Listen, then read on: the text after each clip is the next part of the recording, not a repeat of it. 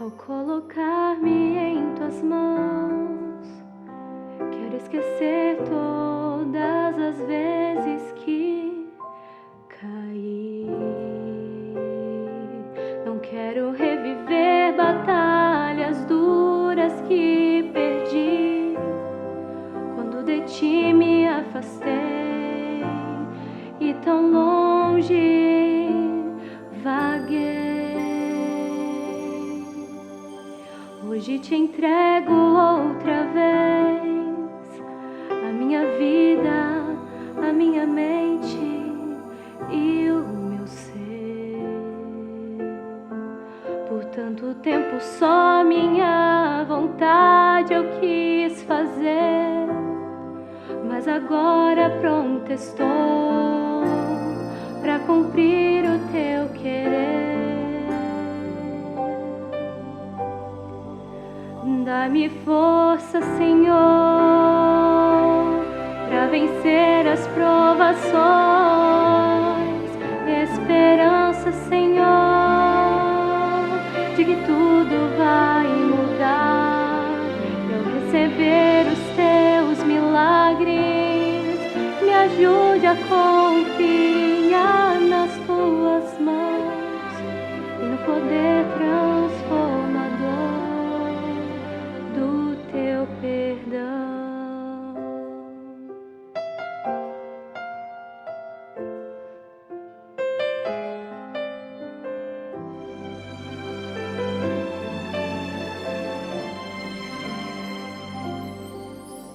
E ao entregar-te o meu ser, eu só te peço, nunca mais me deixe ir. A tua companhia é o que jamais quero perder. Renova minha fé e me ensina a obedecer.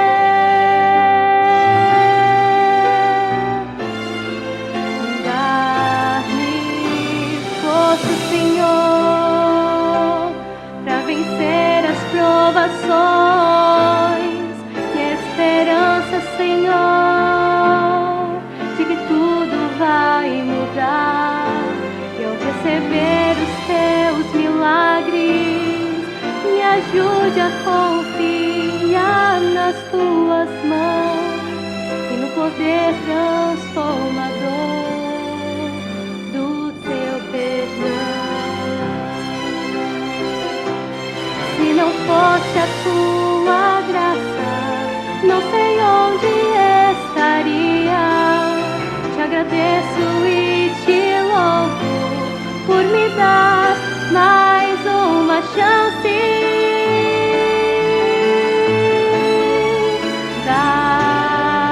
Dar-me força, Senhor, para vencer as provações.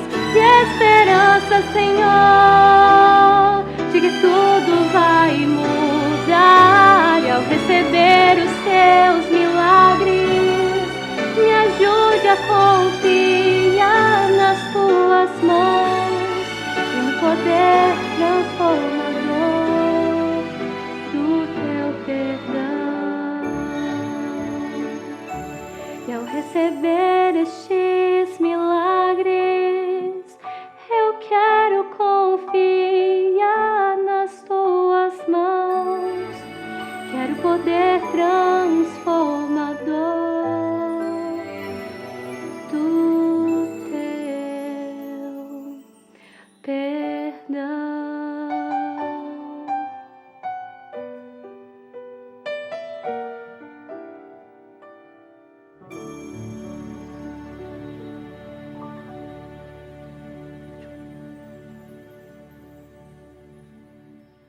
Saúdo a você, meu irmão, minha irmã, com a graça e a paz do nosso Senhor Jesus Cristo. Que o amor de Deus e a comunhão do Santo Espírito esteja no lar e na vida de todos aqueles que nos acompanham pelas nossas redes sociais.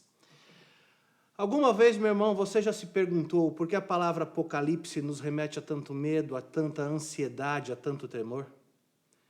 Alguma vez você já se perguntou qual a mensagem central do livro de Apocalipse E principalmente, você já se perguntou alguma vez, por que Jesus disse, bem-aventurados são aqueles que leem e que ouvem as palavras dessa profecia e guardam as coisas nela contidas, pois o tempo está próximo?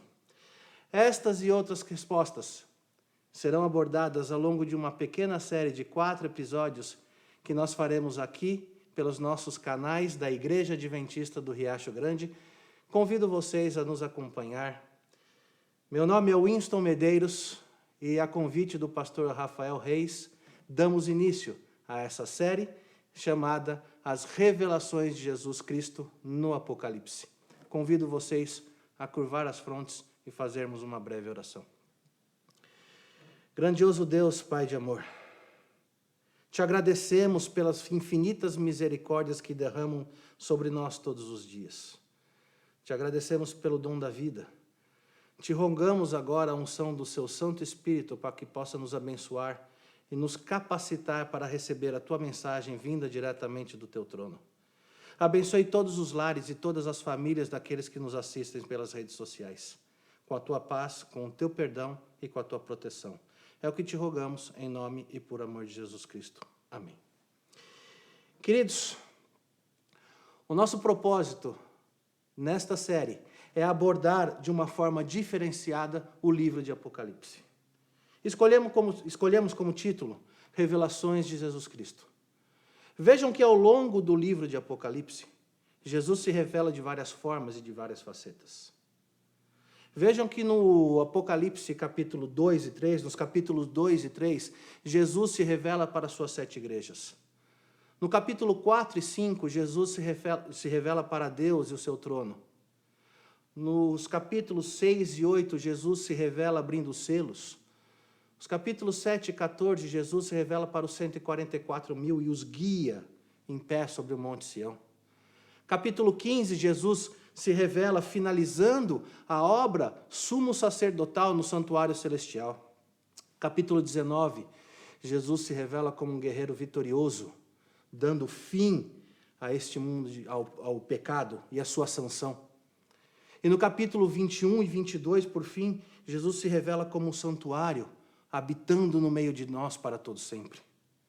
Então vejam que Jesus se revela ao longo do livro de Apocalipse, Jesus se revela de várias formas. Mas hoje vamos nos centrar, vamos nos focar no capítulo 1 do livro de Apocalipse, onde tem uma revelação extraordinária e magnífica de Jesus Cristo. Inclusive, tem até o cumprimento de uma profecia, nós vamos ver ao final do estudo. E muitas vezes, para vários estudiosos, o capítulo 1 passa quase que desapercebido. Só que, queridos, é esta a intenção da nossa série, mostrar Jesus e a revelação do livro de Apocalipse de uma maneira que nos traz esperança. Porque vejam, já respondendo uma das perguntas que eu fiz no início, por que Jesus diz que bem-aventurados são os que leem, os que ouvem as palavras da profecia e guardam as coisas nela contidas? Vejam que o livro, a mensagem central do livro de Apocalipse, é uma mensagem de fé, de esperança e de vitória. Uma mensagem simples, objetiva e de esperança, por incrível que pareça. Acompanhem comigo o capítulo 1 de Apocalipse. Vejam que os 3 primeiros versos, os 2 em específico, já mostram o autor do livro e o conteúdo do livro. Apocalipse capítulo 1, versículo 1 diz assim: Revelação de Jesus Cristo, que Deus lhe deu, para notificar aos seus servos as coisas que em breve hão de acontecer. E ele, enviando por intermédio de seu anjo, notificou ao seu servo João, o qual atestou a palavra de Deus e o testemunho de Jesus, de tudo quanto o viu. Vejam que o verso 1 e o verso 2 já mostram o autor do livro, Jesus Cristo, e o conteúdo do livro, as coisas que em breve hão de acontecer. Mas o verso 3, Jesus diz assim: Bem-aventurados, ou seja, mais que felizes, são aqueles que leem e que ouvem as palavras dessa profecia e guardam as coisas nela contidas, porque o tempo está próximo. Vejam que Jesus diz assim: feliz é aquele que lê, que estuda as palavras desse livro e sabem o que vão acontecer. Ocorre que Jesus nunca teve a intenção de dourar a pílula, de suavizar a mensagem. Jesus sempre foi preso à verdade. Por mais que muitas vezes a verdade dói, mas ela é bem melhor do que não saber a verdade. Só que ao final, por mais que o livro de Apocalipse seja eivado de símbolos, de interpretações, vejam que a vitória final é certa em Cristo Jesus, e é isto que ele, desde o início do livro, ele veio nos mostrar. Seguindo a estes, os capítulos 4 a 8, já revelam a Santa Trindade de Deus. Um detalhe curioso, queridos. Vejam que o Deus Pai, somente 3 atributos é dado a ele. No verso 4, ele é mostrado como aquele que era, que é e que há de vir. E no verso 8, ele é mostrado como o Alfa e o Ômega e o Todo-Poderoso.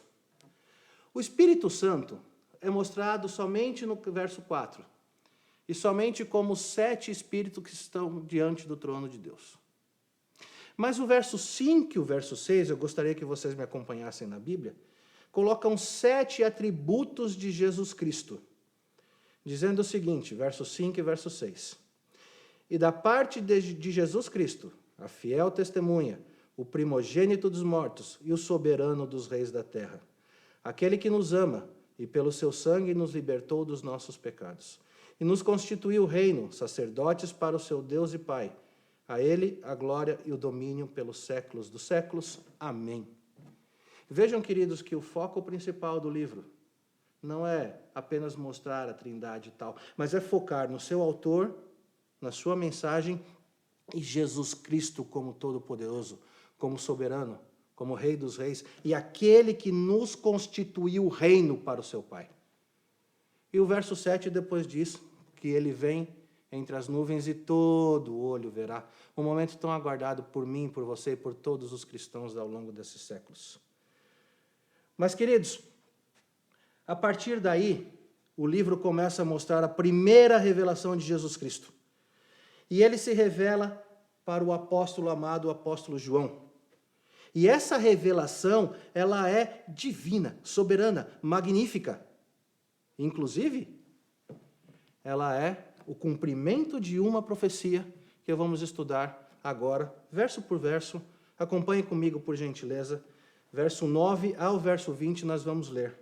Eu, João, irmão vosso e companheiro na tribulação, no reino e na perseverança, em Jesus, achei-me na ilha chamada Patmos, por causa da palavra de Deus e do testemunho de Jesus. Achei-me em espírito no dia do Senhor, e ouvi por detrás de mim grande voz como de trombeta, dizendo: o que vês, escreve em livro e manda às 7 igrejas: Éfeso, Esmirna, Pérgamo, Tiatira, Sardes, Filadélfia e Laodiceia. Voltei-me para ver quem falava comigo, e voltado, vi 7 candeeiros de ouro, e no meio dos candeeiros, um semelhante a filho de homem, com vestes talares e cingido à altura do peito com uma cinta de ouro. A sua cabeça e cabelos eram brancos como alvalã, como neve. Os olhos, como chama de fogo. Os pés semelhantes ao bronze polido, como que refinado numa fornalha. A voz, como de muitas águas. Verso 16. Tinha na mão direita 7 estrelas, e da boca saía-lhe uma afiada espada de 2 gumes. O seu rosto brilhava como o sol na sua força. Quando o vi, caí a seus pés como morto. Porém ele pôs sobre mim a mão direita, dizendo: não temas, eu sou o primeiro e o último, e aquele que vive. Estive morto, mas eis que estou vivo pelos séculos dos séculos, e tenho as chaves da morte e do inferno. Escreve, pois, as coisas que viste, e as que são, e as que hão de acontecer depois destas. Quanto ao mistério das 7 estrelas que viste na minha mão direita, e aos 7 candeeiros de ouro, as 7 estrelas são os anjos das 7 igrejas, e os 7 candeeiros são as 7 igrejas. Queridos, que visão magnífica, que visão divina. E o engraçado, prestem bem atenção, acompanhem comigo, por gentileza. Vejam que João, no verso 9, está preso na ilha de Patmos. Está num momento de grande angústia, de grande temeridade, de grande sofrimento. E ainda mais acentuado por conta de que ele estava preso na ilha de Patmos, não por algum crime que tenha acontecido, ou por algum acontecimento trágico, acidental na vida dele. Ele estava preso simplesmente porque estava pregando o Evangelho. Veja que o verso 9 diz que João estava preso. Achei-me na ilha de Patmos por causa da palavra de Deus e do testemunho de Jesus. Ele estava preso ali porque ele estava praticando bem, pregando o Evangelho, o que acentua aquele sentimento de indignação. Todo ser humano é assim, quando nós sofremos por algo que nós tenhamos cometido, nós até nos condoemos, sofremos um pouco, mas é normal, é esperado. Agora, quando você sofre uma injustiça por algo que você fez de correto, por ajudar alguém, por pregar o Evangelho, o teu sofrimento é muito maior. A tua indignação é muito maior. E vejam, querido, que João está naquele momento ali, sofrendo uma angústia, sofrendo por conta de estar preso, trabalhando um trabalho escravo, sofrendo torturas, perseguições do exército romano, e os romanos eram expertos na arte da tortura. E neste momento de maior dor e sofrimento infligido para o apóstolo João, é que Jesus aparece para ele, Jesus se revela. Inicialmente, queridos, Jesus aparece por detrás de João e diz a ele: o que vês, escreve em livro e envia às 7 igrejas. Você vê que João não vê diretamente Jesus, João escuta a voz de Jesus. Agora, quando João se vira para ver quem falava com ele, ele vê um Deus soberano, um Jesus magnífico, poderoso, inclusive que João tem até dificuldades em descrevê-lo. Reparem um detalhe que João, a última visão que João teve de Jesus Cristo foi quando Jesus subiu ao céu, lá em Atos capítulo 1. Ocorre que Jesus, mesmo tendo corpo glorificado, tinha forma humana.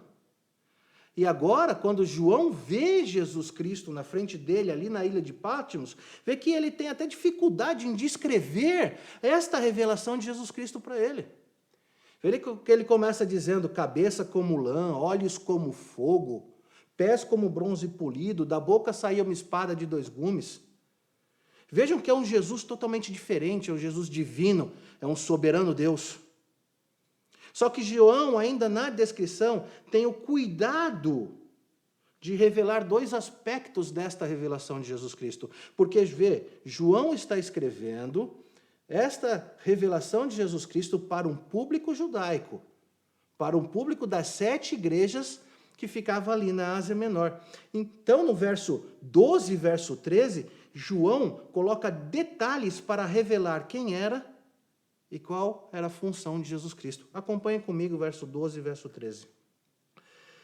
Voltei-me para ver quem falava comigo, e voltado, vi 7 candeeiros de ouro, e no meio dos candeeiros, um semelhante a filho de homem, com vestes talares, e cingido à altura do peito com uma cinta de ouro. Vejam que João, ele frisa 2 aspectos principais: o local que Jesus estava e as vestimentas que Jesus estava usando. Vejam que eram termos que os judeus estavam acostumados por conta do santuário terrestre. Vejam que candeeiros eram ornamentos que ficavam no segundo pavimento do santuário terrestre, e as vestes talares eram vestes somente usadas pelo sumo sacerdote. Então, aqui, de cara, João já está revelando que Jesus, dizendo para os seus irmãos das igrejas, dizendo assim: aquele Jesus que subiu ao céu, agora é o nosso Jesus, é o nosso sumo sacerdote, ministrando em nosso favor junto ao Pai no santuário celestial. E quando João tem essa visão de Jesus Cristo, intercedendo por todos nós, junto ao Pai, a primeira reação está no verso 17, acompanhem comigo. Quando vi, caí aos seus pés como morto. Porém, ele pôs sobre mim a mão direita, dizendo: não temas. Eu sou o primeiro e o último. Vejam que quando João vê Jesus Cristo na frente dele como um soberano Deus e como o nosso sumo sacerdote junto ao Pai, a primeira sensação é de se entregar por inteiro e perder as forças, cair como morto. E Jesus, no breve diálogo com João, a primeira coisa que Jesus mais enfatiza é o quê? Eu sou aquele que vive. Estive morto, mas eis que estou vivo pelos séculos dos séculos e tenho as chaves da morte e do inferno. Jesus já se revela para João como o originador da vida, como aquele que morreu e venceu a sanção do pecado, que é a morte eterna, está lá em Romanos 6, 23. Por mais que João poderia estar ali temeroso da sua vida, por mais que João estava temeroso com os acontecimentos que iriam vir no futuro, ele não sabia o que poderia acontecer com ele, Jesus disse, não temas, filho, não temas. Eu te dou a vida eterna, aquela que eu prometi antes de subir ao céu. Veja que Jesus tenha essa ênfase na vida que ele venceu, que ele pagou o nosso preço na cruz do Calvário. Ele dizia para João, a vida eu lhe dou, porque a vida sou eu. Não temas, meu irmão, minha irmã. Vejam que João estava na sua ilha de sofrimento, e Jesus se revelou a ele. Eu não sei aqui se eu estou falando com alguém também que está numa ilha de sofrimento, temendo por sua vida, por exemplo, que de repente agora está num leito de hospital lutando contra essa doença terrível que está aí na nossa frente. Eu não sei aí se você está sofrendo, por exemplo, com esse confinamento, se você está preso na sua ilha de sofrimento por ausência dos irmãos, dos filhos, mas Jesus sabe. Assim como Jesus se mostrou para João, naquele momento de angústia, é isso que ele faz comigo e com você todos os dias, hoje, aí no meu lar e no seu lar. É esta revelação que o capítulo 1 de Apocalipse já mostra. Jesus vencedor. E Jesus cuidando de você, mesmo que você esteja aí num turbilhão de sofrimentos. Ao longo de toda a história do povo de Deus, dos filhos de Deus, muitos homens da fé ficaram na sua ilha de solidão e sofrimento. Nem por isso Jesus deixou de cuidá-los e de usá-los para a honra e glória dele e para a salvação de milhares. Vejam que Noé ficou em sua ilha de solidão durante 120 anos. E depois ele foi pai da geração pós-diluviana. Veja que Elias ficou na sua ilha de solidão, ali no ribeiro de Querite, depois ele enfrentou 400 profetas de Baal. João Batista ficou no deserto e depois pregou a volta do reino de Deus, é chegado o reino de Deus. Não é porque estamos num momento de solidão que Deus não cuida da gente e não possa nos usar para pregar o seu amor e o seu evangelho. E vejam, queridos, que eu disse que neste capítulo 1 tem um cumprimento de uma profecia. Isso é verdade. Vejam que detalhe curioso. Mateus capítulo 28, versículo 20, o final do versículo, Jesus diz assim, e eis que estarei convosco todos os dias, até a consumação dos séculos. E aqui na revelação de João, verso 12, João olha para Jesus e vê que ele está nos meios dos candeeiros. No verso 20, Jesus diz o seguinte, os candeeiros são as 7 igrejas. Então vê que João já vê Jesus andando no meio de suas igrejas, cuidando das suas igrejas. Como Jesus disse para eles, eu estou com vocês todos os dias de sua vida até a consumação dos séculos, aqui João já vê Jesus cuidando da sua igreja. E digo, a igreja de Jesus Cristo sou eu e você, é o meu lar e o seu lar. Portanto, Jesus está aí na sua casa nesse momento. Vejam que depois, capítulos 2 e 3, Jesus diz para as igrejas assim, eu conheço as tuas obras, eu conheço a tua tribulação, eu conheço o local que você habitas. Sabe o que ele está dizendo para mim e para você, meu irmão, hoje, nessa noite? Ou no momento que vocês verem essa gravação? Eu conheço você. Eu sei todo o teu sofrimento. Eu sei todo o teu coração. Eu sei toda a tua angústia. Mas não temas. Eu estive morto e hoje eu estou vivo e tenho as chaves da morte e do inferno. Não temas, porque eu sou a ressurreição e a vida. Eu sou a vida eterna. E eu sou vitorioso. e todos que estiverem comigo vencerão também. Meu irmão, minha irmã, que a graça desse Jesus esteja no seu coração e que esta certeza permeie a sua vida daqui para frente e toda vez que você ler o livro de Apocalipse. Porque o livro de Apocalipse é a revelação de Jesus Cristo, que venceu a morte para que eu e você possamos ter a vida eterna. Vamos juntos orar. Grandioso Deus, Pai Celestial, a Ti a honra e a glória pelos séculos dos séculos. Muito obrigado, Pai Celestial, pela oportunidade da vida eterna na Sua pessoa. Muito obrigado pelo amor vertido na cruz do Calvário através do Seu sangue. Nos perdoe todos os nossos pecados. Esteja conosco ao longo de todo o restante da existência da nossa vida ou da existência desse mundo. Proteja os nossos filhinhos. Não deixe eles se desviar do caminho, ó Pai Celestial. Nós não sabemos o que há de vir, mas coloque em nós a certeza viva de que um dia possamos estar juntos nas mansões celestiais. Te rogamos tudo isso, em nome e por amor de Jesus Cristo. Amém.